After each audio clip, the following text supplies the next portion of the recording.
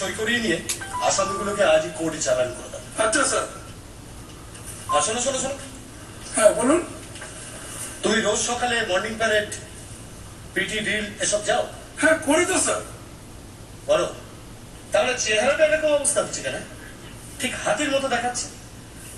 ঠিক আছে যাও, কাল থেকে তোমার ব্যবস্থা করছি আমি। আপনি দাঁড়িয়ে কেন?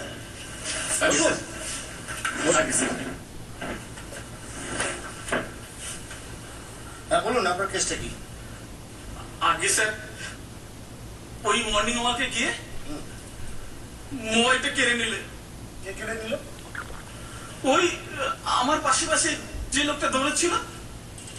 আপনি কি বাচ্চা ছেলে নাকি? আপনার হাত থেকে মোবাইলটা কেড়ে নিল? আগে না স্যার, আমাকে বোকা বানিয়ে নিয়ে গেল। বোকা বানিয়ে? কিরকম?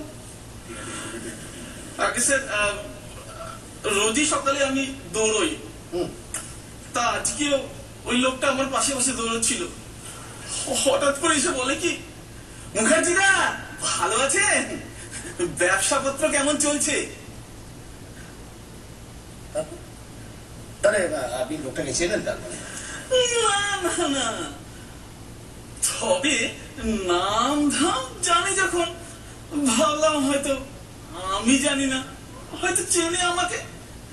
তারপর তারপর তারপর ওই একবার দৌড়ে এসে লোকটা আমাকে এসে বলে কি, মুখার্জিদা মোবাইলটা দেবেন, বাড়িতে একটা ফোন করতে হবে, খুব জরুরি দরকার। আমি কি করবো, আমি দিয়ে দিলাম। ও মা, মোবাইলটা নিয়ে এমন স্পিড মারলো, চোখের নিমেষে একেবারে মিলিয়ে গেল। আপনি পিছন পিছন দৌড়াতে পারলেন না?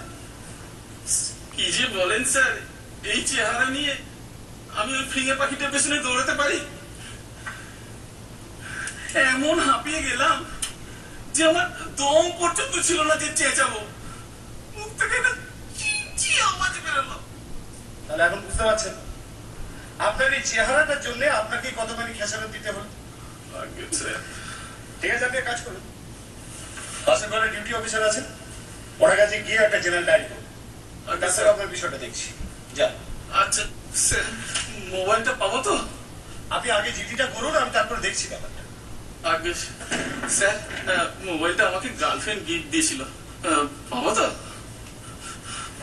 আপনি যান, আমি দেখছি ব্যাপারটা। আগে স্যার, ঠিক আছে স্যার, যাচ্ছি স্যার।